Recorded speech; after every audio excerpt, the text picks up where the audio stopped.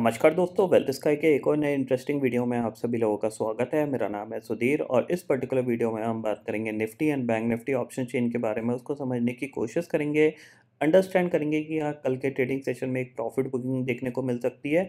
कल के लिए कौन से इंपॉर्टेंट लेवल होंगे जिसके नीचे जाने पे एक कह सकते हैं शार्प प्रॉफिट बुकिंग देखने को मिलेगी, और यहाँ से मार्केट कितना ऊपर जा सकता है इस चीज़ को भी अंडरस्टैंड करने की कोशिश करेंगे। तो जल्दी से इस वीडियो को स्टार्ट करते हैं। तो फाइनली दोस्तों, मैं आ गया हूँ ऑप्शन चेन डाटा पे, और यहाँ पे हम समझेंगे कि निफ्टी का ऑप्शन चेन डाटा कैसा बना हुआ है, और साथ ही साथ हम अंडरस्टैंड करने की कोशिश करेंगे क्या यहाँ से मार्केट करेक्शन के लिए या फिर प्रॉफिट बुकिंग के लिए तैयार है, या फिर निफ्टी यहाँ से 11,000 की जर्नी को पूरा करेगा। बट उससे पहले हम बात कर लेते हैं मार्केट एट 11 के वीडियो की। मार्केट एट 11 के वीडियो में मैंने आपको क्लियरली एक लेवल दिया था। मैंने आपको क्लियरली बताया था कि अगर ये लेवल ब्रेक होता है तो आप सेल करके काम कर सकते हो, और ऊपर की तरफ ये लेवल था जिसको मैंने आपको बताया था कि अगर ये इसके नीचे आधे एक घंटे ट्रेड करता रहता है तो आप एक बार शॉर्ट कर सकते हो डे लो के टारगेट के लिए। बट इसने ऑलमोस्ट 10:15 ही इसको ब्रेक कर दिया था, और जो हाई बना वो हमारा बना अराउंड 18,600 678 का हाई बना है। ठीक है। सेम चीज़ बैंक निफ्टी में मैंने आपको बताई थी। बैंक निफ्टी में निफ्टी क्योंकि जाहिर सी बात है बैंक निफ्टी मल्टीपल हाई बना चुका है, तो बैंक निफ्टी में स्टिल जो पैटर्न था वो बिल्कुल वर्क किया, और बैंक निफ्टी में एंड ऑफ द डे जाके एक प्रॉफिट बुकिंग आई यहाँ पे। बैंक निफ्टी के लिए जो इंपॉर्टेंट लेवल था जो मैंने आपको बताया था वो था आपका अराउंड 43,000 का, 4300 का ये लेवल था, जहाँ पे ये 100 पॉइंट का करेक्शन एंड में मिला। बट इसने ऑलमोस्ट यहीं पे जस्टिफाई कर दिया था, क्योंकि आप देख रहे हो कि जब इसने इस लेवल को ब्रेक किया, ब्रेकआउट आया, ऊपर नहीं जा पाया, नीचे आया, फिर यहीं से इसने रेजिस्टेंस लेना स्टार्ट कर दिया था। आप देख रहे हो ये इसका रेजिस्टेंस पॉइंट बन गया था, क्योंकि इसी लेवल के आसपास से ये रिवर्स करना स्टार्ट हो गया था, और फिर ये था। But because of VIX lower पे है तो कोई बड़ा मोमेंटम नहीं है, क्योंकि आप देखो 200 पॉइंट यहाँ से बैंक निफ्टी को गिरने में ऑलमोस्ट कितना टाइम लग गया, करीब 1.5 घंटा लग गया। तो यहाँ पे कोई बड़ा प्रॉफिट तो मिल नहीं सकता है।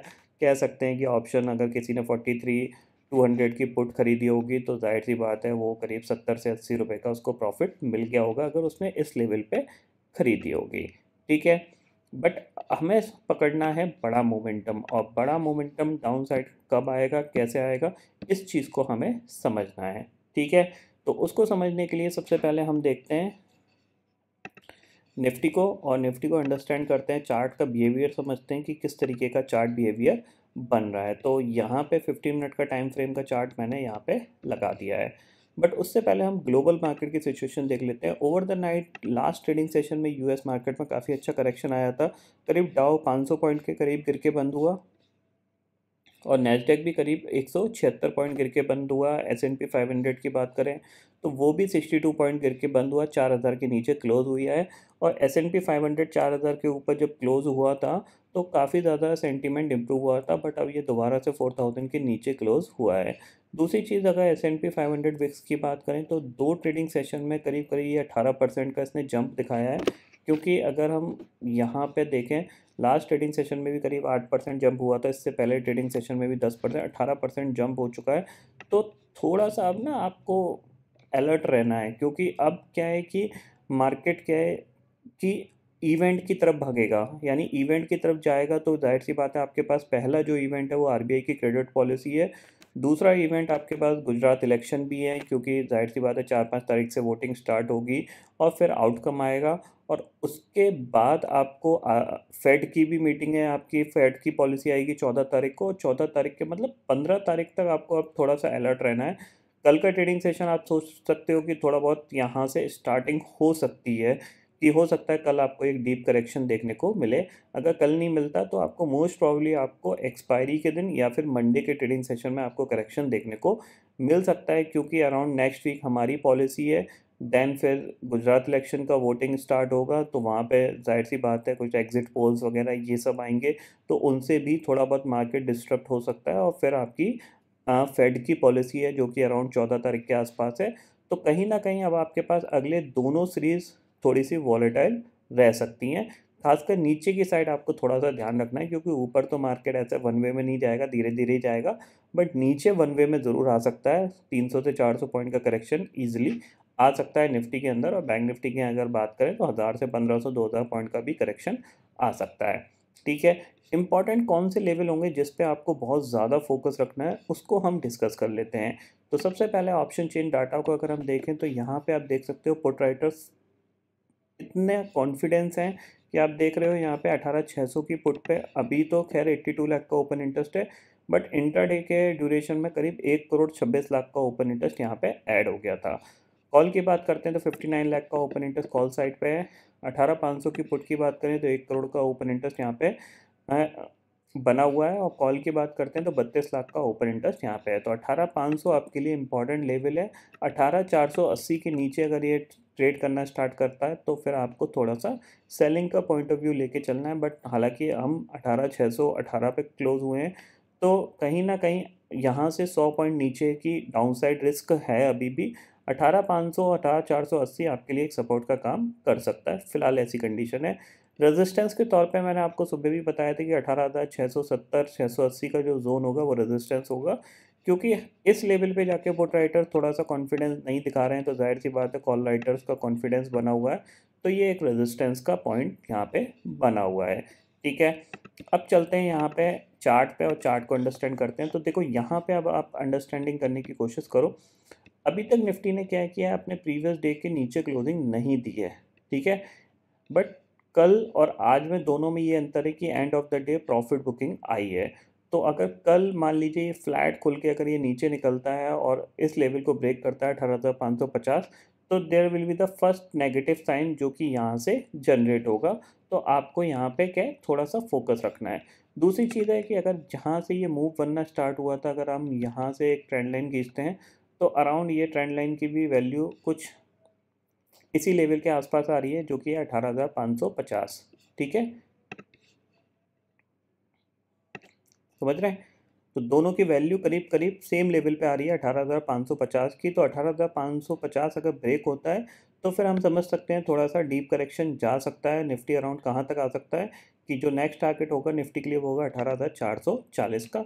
बट ये एक दो ट्रेडिंग सेशन में आएगा, एक ही ट्रेडिंग सेशन में आएगा, इसके चांसेस थोड़े से कम है, बट आ भी सकता है। ग्लोबल मार्केट में लेट अस सपोज आज के दिन डाउ फिर 500 पॉइंट गिर जाए या फिर नैस्डैक 200 250 पॉइंट गिर जाए, तो जल्दी भी आ सकता है। बट अगर स्लोली आएगा, धीरे धीरे आएगा, तो 2-3 ट्रेडिंग सेशन में आएगा। बस आपको फोकस यही रखना है कि इस लेवल के नीचे आपको थोड़ा सा सेल करना है। इसके ऊपर जब तक ट्रेड कर रहा है तब तक कोई दिक्कत की बात नहीं है, आप सेल नहीं, थोड़ा सा बाय साइड पे फोकस कर सकते हो। इतना आपको समझ में आ गया? अब जाहिर सी बात है ये लेवल इंपॉर्टेंट है, तो उसके लिए हमारे पास क्या होगा, 18,600 ब्रेक होगा। तो अगर 18,600 ब्रेक होके इसके नीचे ट्रेड करना स्टार्ट कर देता है और फिर ऊपर नहीं जा पाता है, तो फिर हमारे पास इंडिकेशन आ जाएगा, तो हम पहले से भी एक बार शॉर्ट करके काम कर सकते हैं। स्टॉप लॉस जो हमारा होगा वो होगा 18,650 का। ठीक है, इतना आपको समझ में आ गया? तो ये चीज़ आपको यहाँ पे क्लियरली ध्यान में रखनी है। बैंक निफ्टी की बात कर लेते हैं, तो बैंक निफ्टी को देख लेते हैं। अब बैंक निफ्टी में देखो पिछले कुछ दिनों से 2-3 दिन से बैंक निफ्टी की क्लोजिंग जो है ना 43,000 के आसपास ही क्लोज आ रहा है, ये आप देख सकते हो। पिछले कुछ दिन से ये 3 दिन से एक ही लेवल के आसपास क्लोजिंग दे रहा है। तो इसका मतलब क्या है कि जाहिर सी बात है ऊपर भी नहीं जा रहा, नीचे भी नहीं जा रहा, तो कहीं ना कहीं अब ये लेवल ब्रेकडाउन या ब्रेकआउट के बन रहे हैं। ब्रेकआउट होगा नहीं होगा, लेकिन ब्रेकडाउन ज़रूर हो सकता है, क्योंकि जैसा कि मैंने बताया कि अब थोड़े से इवेंट हैं और जो कि बैंकिंग से रिलेटेड ज़्यादा रहते हैं, तो उसका इफेक्ट ज़्यादातर बैंक निफ्टी पे पड़ता हुआ दिखाई दे सकता है। तो आपको क्या करना है, बैंक निफ्टी के लिए इंपॉर्टेंट लेवल है आपका 43,000। इसके नीचे अगर ये ट्रेड करना स्टार्ट करता है, क्योंकि इंट्राडे में क्या है, इसके नीचे ये ट्रेड करना स्टार्ट नहीं किया है, बट यहाँ से ऊपर गया, ऊपर तो नहीं जा पाया, बट नीचे अगर ये ट्रेड करना स्टार्ट करेगा तो हम यहाँ पे सेल करेंगे। पहला टारगेट हमारे पास है अराउंड 42,850 का। ठीक है, और दूसरा जो टारगेट होगा वो हमारे पास है 42,750 का। अगर 750 के नीचे ट्रेड करना स्टार्ट करता है तो हमारे पास जो नेक्स्ट बड़ा टारगेट है वो है 42,500 का। ये 3 टारगेट हमें मिल सकते हैं अगले 1 से 2 ट्रेडिंग सेशन में, अगर ये 43,000 के नीचे ट्रेड करना स्टार्ट करता है। ठीक है, इतना आपको समझ में आ गया यहाँ पे कि 43,000 के नीचे ट्रेड करना स्टार्ट करें तो हम यहाँ पे एक सेल प्लान कर सकते हैं। दूसरी चीज़ है कि जैसे कि मैंने आपको यहाँ पे बता रखा है कि इस ट्रेंड लाइन पे ज़रूर फोकस रखिएगा, ये बहुत इंपॉर्टेंट ट्रेंड लाइन है। ठीक है, क्योंकि ये जो पूरा अप ट्रेंड बना है वो इसी ट्रेंड लाइन के बेसिस पे बना है। तो कहीं ना कहीं अगर ये 42,500 तक आएगा तो इस लेवल के आसपास आके ये सपोर्ट ले सकता है, तो यहाँ तक करेक्शन आपको देखने को मिल सकता है। दूसरी चीज़, अगर प्राइस का स्ट्रक्चर देखोगे, ये इतना ट्रेंड लाइन आपको समझ में आ गया। अब आपको अगर प्राइस का स्ट्रक्चर देखें तो यहाँ पे आप देख सकते हो, देखो यहाँ से ये पूरा ऊपर मूव बना, ठीक है, फिर ये एक करेक्शन आया और फिर ये एक रिकवरी, क्योंकि फर्स्ट करेक्शन आपका ऑलवेज बाइंग में कन्वर्ट हो जाता है, तो ये फर्स्ट करेक्शन था, बाइंग में कन्वर्ट हो गया, अब ये सेकंड करेक्शन बन रहा है, ठीक है। तो इसका जो इम्पॉर्टेंट लेवल है वो 43,000 ही है। अगर इसके नीचे जाएगा तो जाहिर सी बात है नेक्स्ट टारगेट इसका ये है, और अगर इसके नीचे ये फिसला यानी 42,750 के नीचे फिसला तो ये एम पैटर्न का ब्रेकडाउन है, फिर इसका जो नेक्स्ट टारगेट है वो आपका 42,500 है। तो नीचे की साइड आपके पास 500 पॉइंट की एक जर्नी है जो बैंक निफ्टी आपको दे सकती है। तो थोड़ा सा आपको नीचे की साइड पे फोकस रखना है, ऊपर की साइड पे फोकस रखो ना रखो कोई दिक्कत नहीं है, क्योंकि ऊपर आपको मल्टीपल अपॉर्चुनिटी एंट्री की मिलेंगी मिलेंगी। बट नीचे की साइड में क्या है, अगर ये फ्लो में चला गया तो ऊपर के 300-400 पॉइंट आपके वैसे ही चले जाएंगे, फिर आप नीचे जाके कहीं सेल करोगे, वहाँ से बाउंस करके ऊपर आ जाएगा। तो उसमें आपको नहीं फंसना है, आपको कोशिश करनी है कि पहले ही वो अपॉर्चुनिटी आपको मिल जाए। तो थोड़ा सा आपको इस प्राइस एक्शन का, ये जो प्राइस बन रहा है इस पे आपको ज़रूर फोकस करना है, ठीक है। तो बैंक निफ्टी का आपको समझ में आ गया। एक बार ग्लोबल मार्केट की सिचुएशन देख लेते हैं। करंटली इंडेक्सेस फ्यूचर्स में अगर हम जाते हैं तो यहाँ पे आपको दिखेगा कि डाउ फ्यूचर करीब 24 पॉइंट प्लस और नेस्डेक फ्यूचर करीब 58 point plus. European market flat है, तो कोई ज़्यादा बड़ी यहाँ पे नेगेटिविटी भी नहीं है तो पॉजिटिविटी भी नहीं है। बट नेस्डेक के चार्ट पे आपको थोड़ा सा फोकस रखना है, क्योंकि जैसा कि मैंने आपको बता रखा है यहाँ पे कि ये एक मूवमेंट हुआ, ठीक है, उसके बाद ये करेक्शन, फिर ये मूवमेंट यानी ये रिकवरी, और उसके बाद ये फॉल। तो ये लेवल इसके लिए बहुत इंपॉर्टेंट है। 11,500 के नीचे अगर ये ट्रेड करना स्टार्ट करेगा तो एक शार्प गिरावट आ सकती है, और मोस्ट प्रॉब्ली ये गिरावट तभी आएगी या तो फेड की पॉलिसी में, मान लीजिए अभी तक जो एस्टिमेट लगाया जा रहा है कि 0.5 बेसिस का इंटरेस्ट रेट हाइक होगा, हो सकता है वो 0.75 ही कर दें, क्योंकि उनको अभी भी ऐसा नहीं है कि इन्फ्लेशन बहुत नीचे आ गई, अभी भी 7.7 पे ही है, इन्फ्लेशन अभी भी हाई है, ठीक है ना।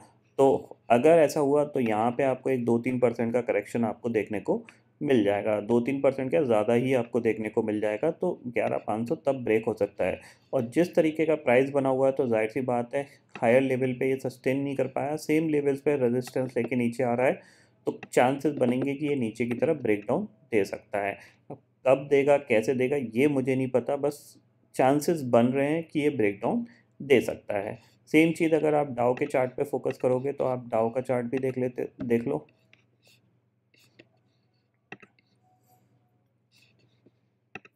ठीक है।